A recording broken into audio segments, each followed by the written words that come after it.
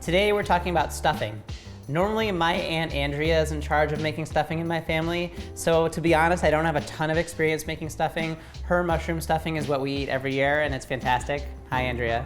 I'm gonna give a general sort of formula approach to how to make it, and then once you have those basic guidelines, you can get creative and turn it into whatever you want.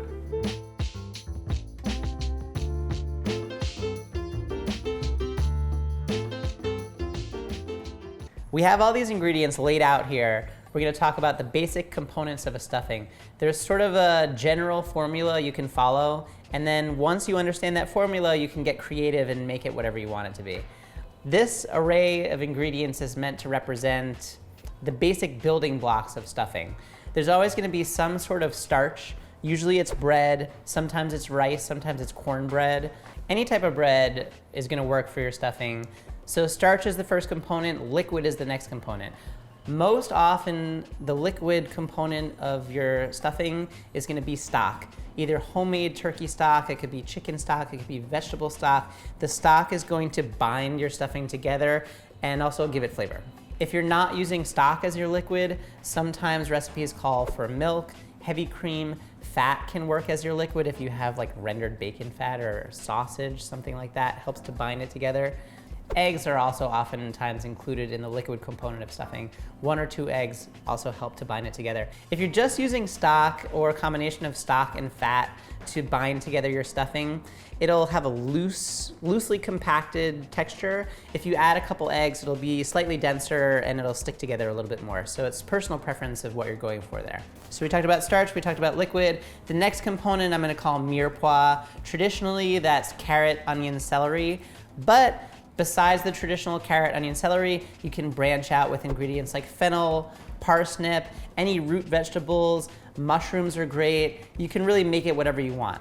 The next component to your stuffing are herbs and spices. Again, this is a place to really get creative, make it your own. Sage is really popular, other hard herbs like thyme or rosemary, but you could use parsley, you could use basil if you wanted to. Really make it whatever you want. Think about the mirepoix that you've used and try to choose herbs and spices that boost the flavor there. The last component of this formula is, I'll call it the add-ins basically. Some people use nuts, dried fruit. This is where you can add meat if you want to, like sausage or bacon. The add-ins could be the star of your show if you're talking about sausage or mushrooms, or they could be more background notes to accentuate what you're already doing, like cranberries or pecans. Generally speaking, if you're talking about ratios, for every 3 cups of bread, you can use about 1 cup of sauteed vegetables and about 1/3 of a cup of liquid. Now that's just a general rule. When you get into the specifics of what type of bread and what type of vegetables, you might have to tweak it a little bit, but that'll give you a baseline to work from if you want to get creative with your stuffing. I have really fond memories of this from actually going into Chinatown with my family, and at dim sum, when you order sticky rice, sometimes there's big pieces of Chinese sausage sort of embedded in the rice. And my father used to order sticky rice, bring it towards himself, and then dig inside the sticky rice until he pulled out a big piece of Chinese sausage and eat just the sausage. It was like the big treat of eating dim sum in Chinatown. And one year for Thanksgiving, he left our house in Brooklyn, trudged into Manhattan, found Chinese sausage in Chinatown, and brought it home and made a Chinese sausage stuffing. And it made a big impression on my family. So he was very proud of himself that he found this and then cooked with it. So today I'm gonna try and reproduce that recipe. And the thing about Chinese sausage is it's very savory, it's also a little bit sweet. I think it's gonna pair perfectly with the sourdough bread and the mirepoix that we have. This Chinese sausage stuffing still fits within the basic formula of stuffing that we mentioned earlier. For starch, we're using sourdough bread. For liquid, we're using chicken stock and a couple eggs to help bind it together. The mirepoix, like I said, carrot, onion, celery, but also ginger, garlic, scallion. For herbs and spices, we're gonna mix in some sliced chives at the end. And the add-in is the Chinese sausage, sort of the star of the show. The mirepoix gets sauteed. If you add raw mirepoix in with your bread, it's not going to cook properly in the oven. It's important to sweat it out, saute it first. Also, by sweating those vegetables, that flavor gets incorporated better in with the bread. I like to add salt right away to my mirepoix. Salt helps draw the moisture out of your vegetables. It helps to sweat them and let them melt down quicker and easier. So next I'm gonna add the sausage. The sausage fat is gonna render and mix in with the carrot, onion, celery, create a really nice flavor. And then at the end, after the sausage is cooked and browned a little bit, I'll add my most delicate ingredients, the ginger, garlic, and scallion.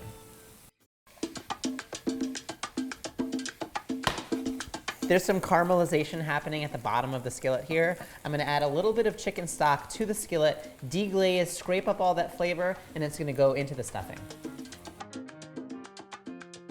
Because we dried this bread out in a low oven for about 45 minutes, it's gonna be able to absorb all the flavor of the mirepoix.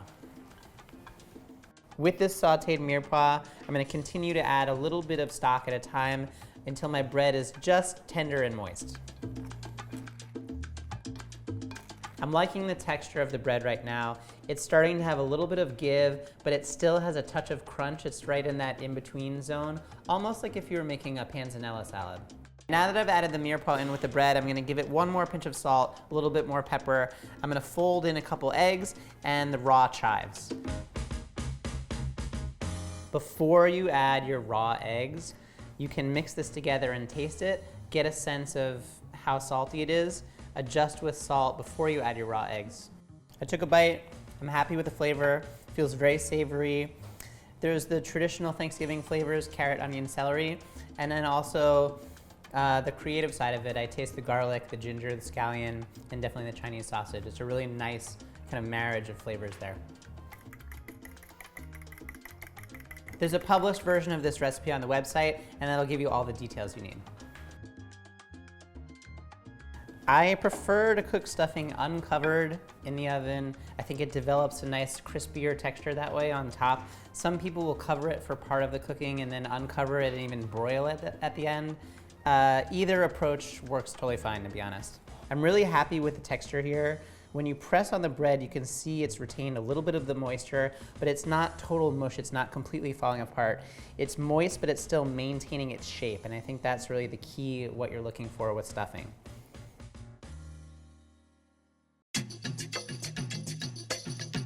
All right.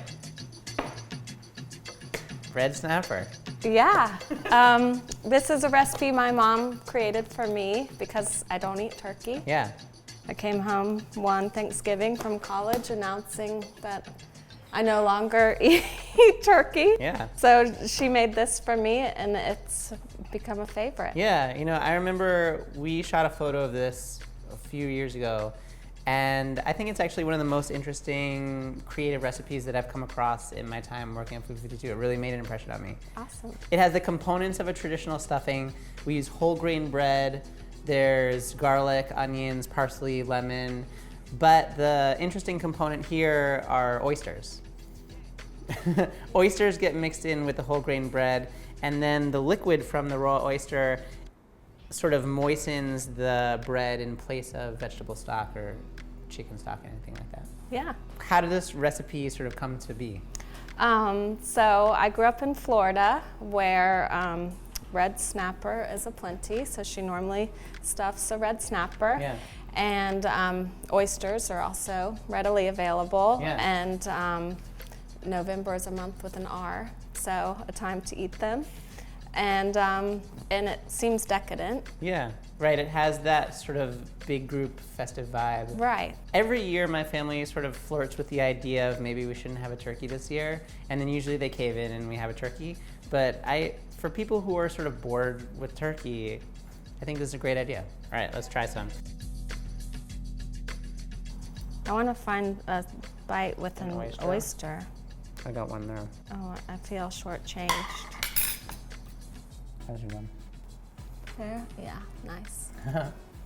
Now this bread, originally this bread was really nice and toasty, and then the moisture from the oysters and the moisture even from the fish and the lemons, I think, gave it a nice texture. Nice. Mm-hmm.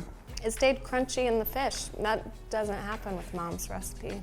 Usually it's a little more soggy. Yeah, maybe I could give her a pointer.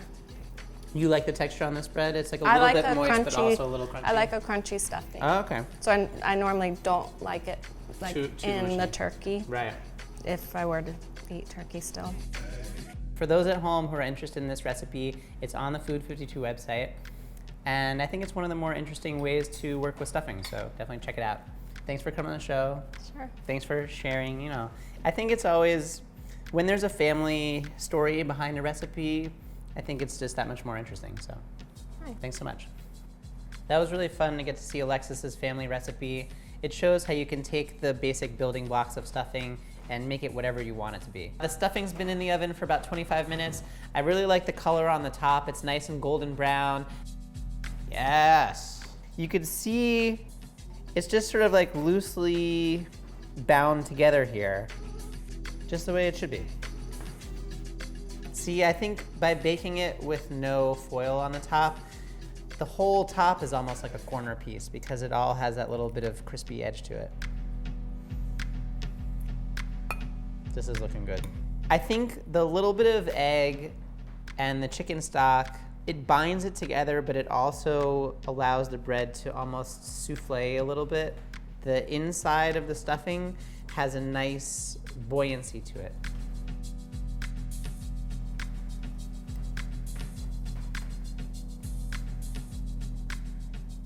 It's really nice. I really like the ratio of bread to sausage to vegetables. It feels really balanced.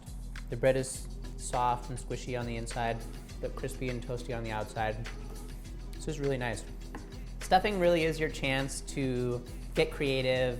If you have an ambition or an ingredient that you want to incorporate into your Thanksgiving meal, this is the place to do it.